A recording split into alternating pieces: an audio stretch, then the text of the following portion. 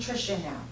Today, I decided to speak about Daniel in the Bible. Daniel chapter 1. Now, is anybody here familiar with Daniel? A little bit.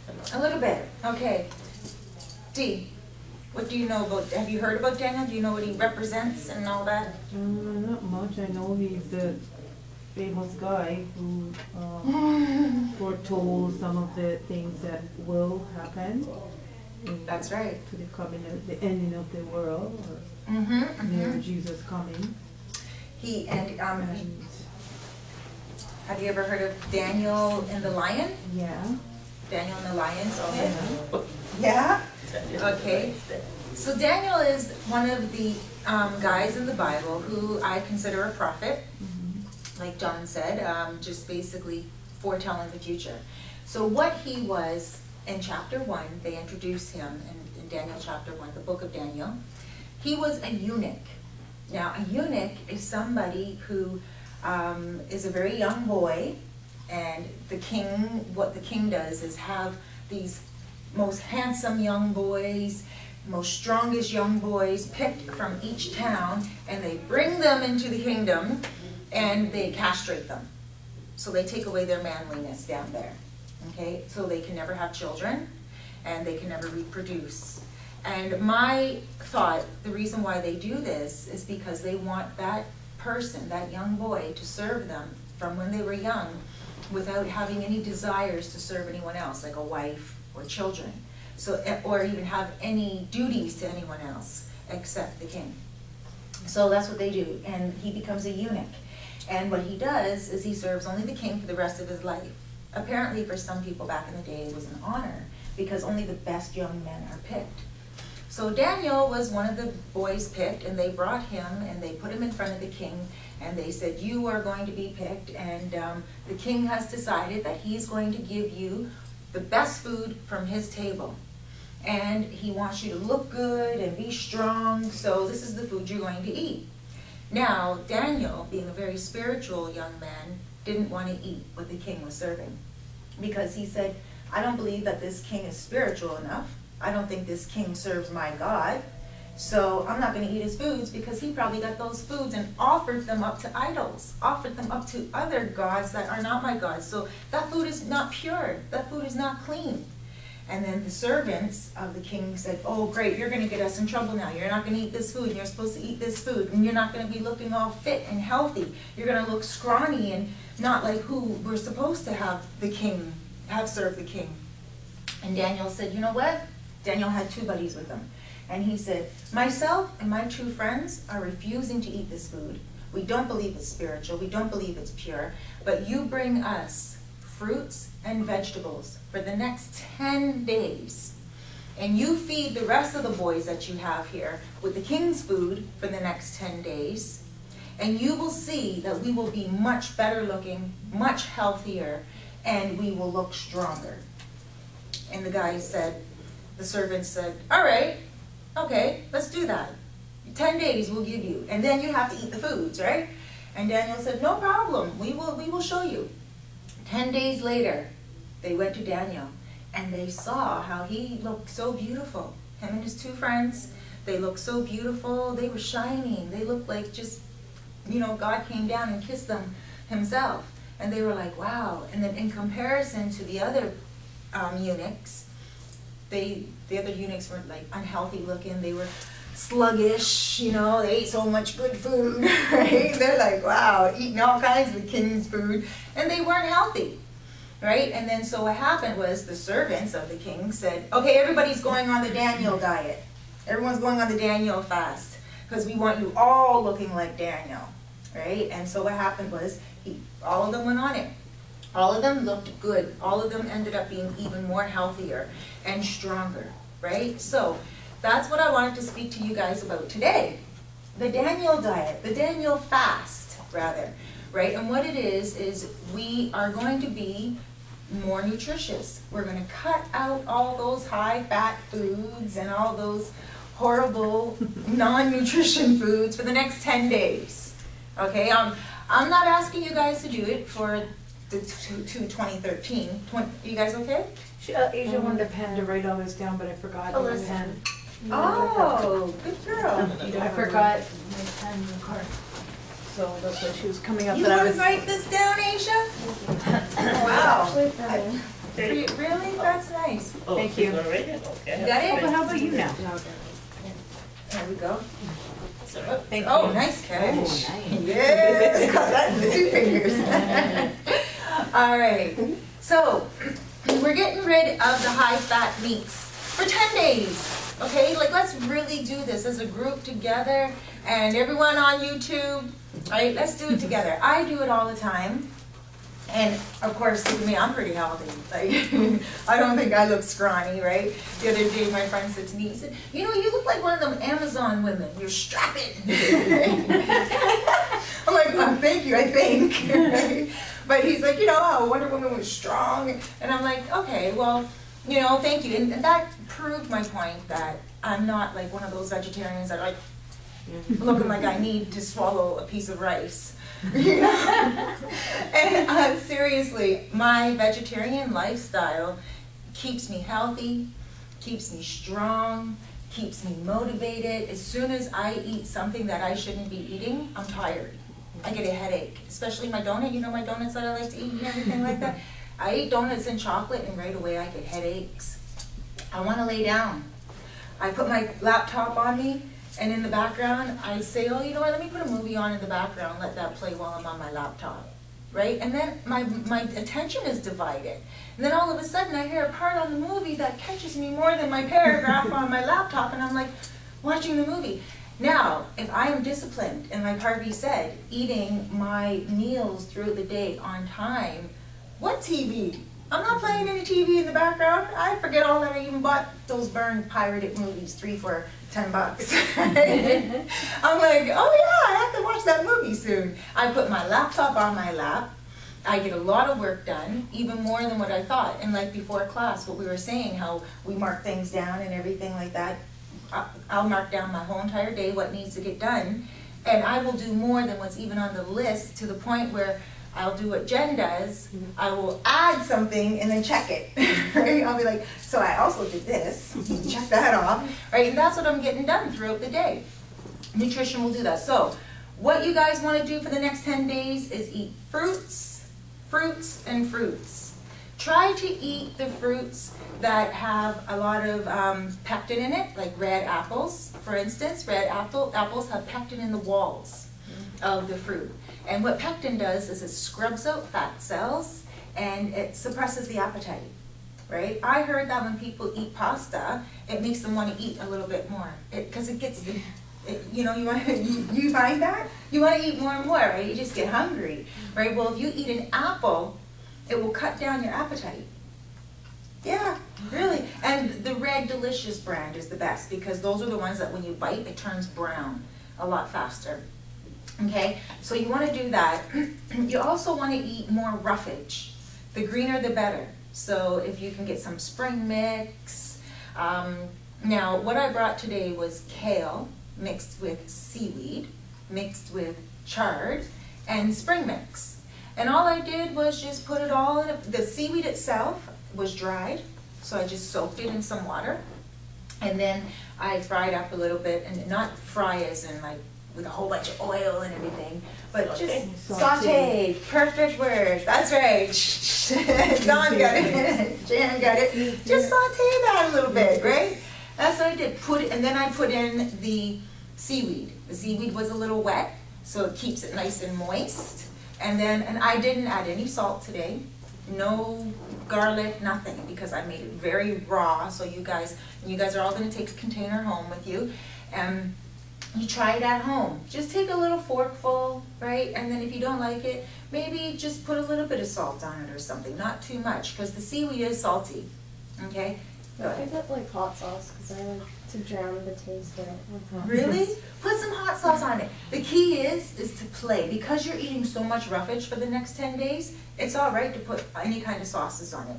I normally don't believe in mixing creams with meats and all this stuff because it curdles in the body and all that. You know, salsa, if you want to put salsa on it and stuff like that, that's good. Even some smoked salmon, I tried on it the other day and I was like, this is really nice. I can get used to this, right? So anything, really have fun with it. That is the most important thing, especially when you're changing up your diet and you are depriving your body of what it's normally used to. It's so important to give it other things that it is used to. Throw some hot sauce on it. She uses that on everything. That commercial, that's her. That commercial? I use that on everything. That's her. Really? Yeah, Mm. they drink that. I buy the big bottle, like, Frank's? It's like, Yeah, I put it on Oh. chickpeas, so I don't taste like the taste of chickpeas. really? But it's healthy because chickpeas are healthy. That's right, that's right. Also, be careful with hot sauce the older you get. Right now, you're young, so you don't really have to worry much about it. But hot sauce causes the face to break out, which I learned the hard way. Yes, I used to eat all kinds of hot sauce. I used to make my hot sauce with country peppers. You guys, what are they called? Scotch bonnet? yikes. I used to take a Scotch bonnet and, yes, put it in the blender and make up all my own. Oh my gosh, and looking back on it now, I don't even know how I handled it. Oh my God. Yeah. I made that mistake with the Scotch bonnet peppers before. Really? Yeah. You ate it and Oh, yeah. then you feel like you're just on I fire. wanted to die, yeah. Right. So yes, lots of fruits. Like I said, the stuff with the apples. Another good fruit is pineapple because it has bromelain in it, and bromelain helps to mulch up all the food in the stomach. Right. Pineapple. So it goes in there and it just helps to digest the food. It actually speeds up the digestion process. And another good fruit is mango. You brought in some mango today. There we go. You knew. Intuition. But mango, you see, is a very high fat fruit.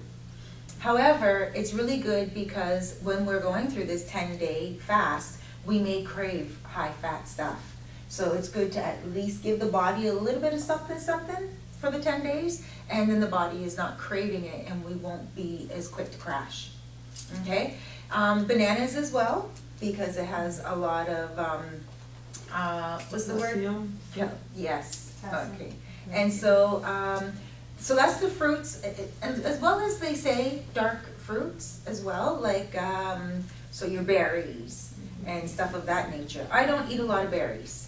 I don't. Grapes. Dark grapes and the dark plum. Dark grapes are good. Yeah. Actually, dark grapes The are red really one, good yeah. for Alzheimer's, Yeah. right? Is Mitigating Alzheimer's, holding Alzheimer's off, which I didn't realize that lack of exercise increases Alzheimer's. I had no clue. So now I'm going to have to really start paying attention to that because my great-grandmother had Alzheimer's, right? So I'm just going to be exercising through 2013. I'm telling you, I'm going to go home and exercise today probably. Maybe I tomorrow. do like my daughter. She does it in the room. She jogs, puts her music on, and she's, Your daughter? yeah. Aww. And she's going off for like half an hour in the room. That's Really? good. Yeah. Good 'cause for her. She doesn't want to go outside, but she does it in the room. You know what? I think that's me. I'm not one of those gym people. I'm not disciplined enough to say, oh, let me pack my gym bag together and go to the gym and pay them every month. And wait for the machines. And wait for the machines.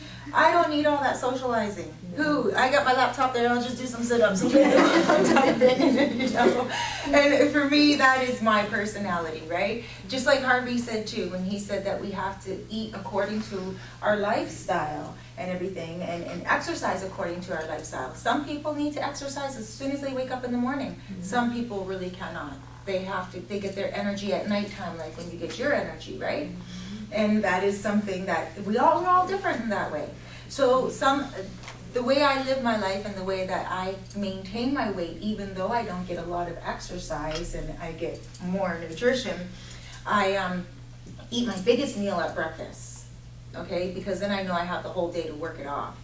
And I eat my smallest meal at dinner time because I know that even though I might be up all night working on the computer till 2, 3 o'clock in the morning, I am still sitting, right? And so, and even I've noticed that even a bowl of popcorn, I wake up in the morning feeling full still. I want to eat fruits according to our lifestyle. So if we can eat it more in the morning, then eat it more in the morning. If you can eat it more at night, eat it more at night. But for the next 10 days, that should be the main focus. Getting in at least 5 fruits a day.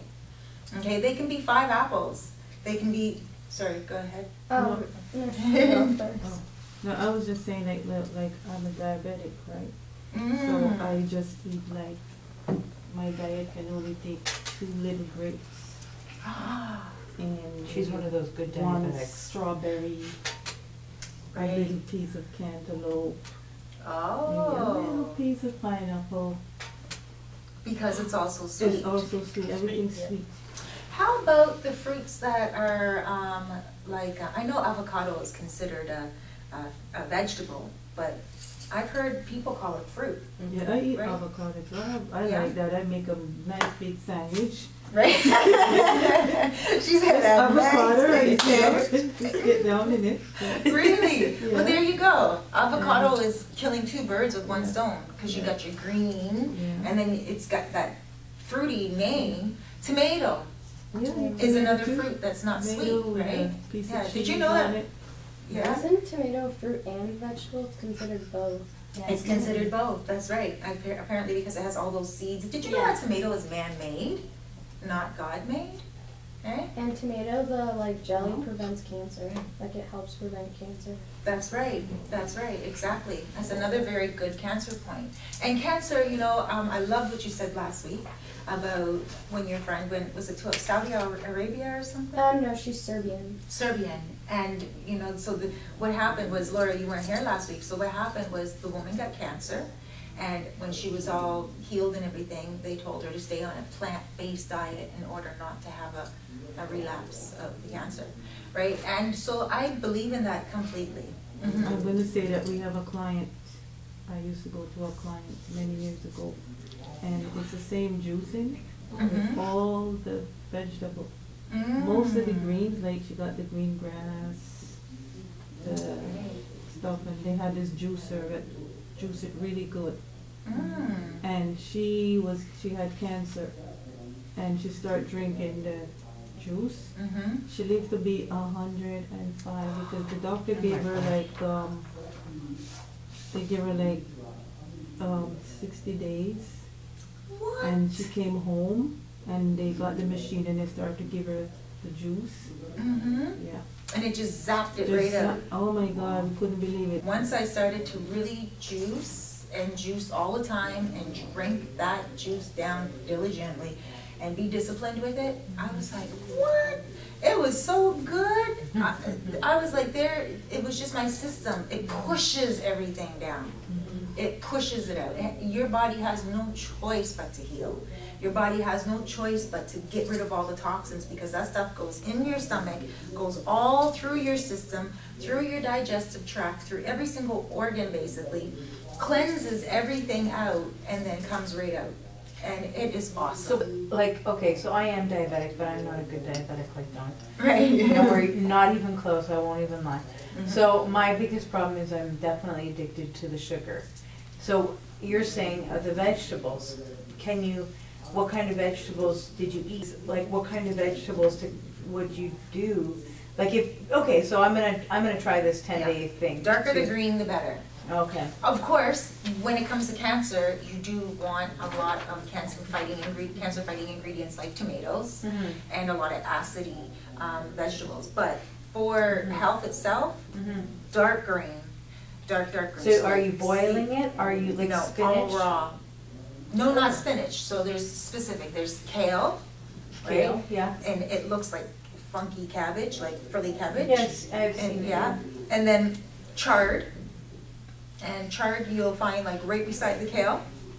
And you just eat it raw? So what you do is you put it in the blender. You can definitely use tofu. And throughout the 10 days as well, I would encourage you guys to cut out the meat, of course. But if you find it difficult and you don't want to eat the tofu, then definitely indulge a little bit. But keep it real, okay? Seriously, don't eat any meat. You don't need meat every single day, and you don't need it at every single meal. But if you are craving it every day, then don't eat any more than the size of your palm. Okay, decacards, it shouldn't be any bigger than that, and the thickness should not be any thicker than this as well. Okay, and another thing, when Harvey said proportion the foods out and everything like that, our stomach muscle itself is the size of our fist. If we eat anything more than the size of our fist, we're overeating at each meal.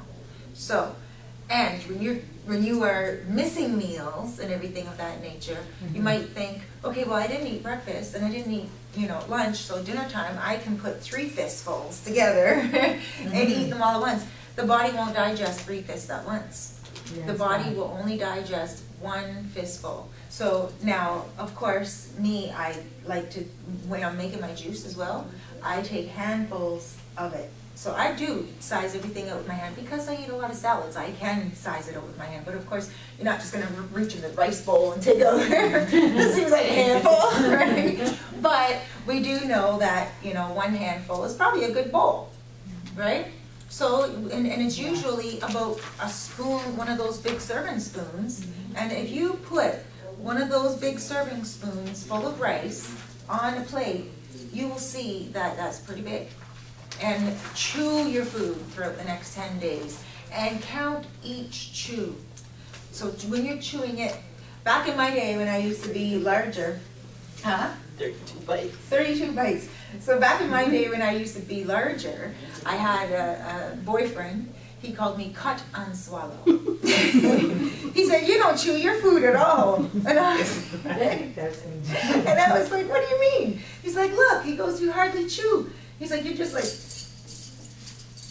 3 chews. And I was like, that was rude. He called me cut and swallow. Right? And you? Oh, okay. I thought you were saying great grandfather. Uh-huh. He lived to be 104. Wow. And he will be the last person to leave the table because he takes so long To chew. Yes. and we just Right. Bye. I'll see you later. and he's still sitting there and Right. And he lived to 104. 104, yeah. That is the key. Chewing the food, because once it is chewed very finely, it gives the body less stress in digesting it. And he was never a fat guy. He Yeah. was a slim man. Was he? Yeah. See, that's a very important point. And it doesn't matter how much food in front of him, he Mhm. portions out what he wants and he takes his time And chew, and chew. And like Jan just said, 32 times is a very good thing to just, now of course, and that's with meat, right? But of course if let's say I'm eating popcorn. I eat a lot of popcorn, right? So let's say I'm eating popcorn and I'm chewing it and stuff like that. It almost melts in the mouth as soon as it goes in. Still gotta chew it. You see, and me, I'm one of those people, I can just take ham. Especially with popcorn. Sometimes I'm like, Cerise, if anyone saw you right now, you'd be embarrassed. I have to talk myself down to eating it properly, right?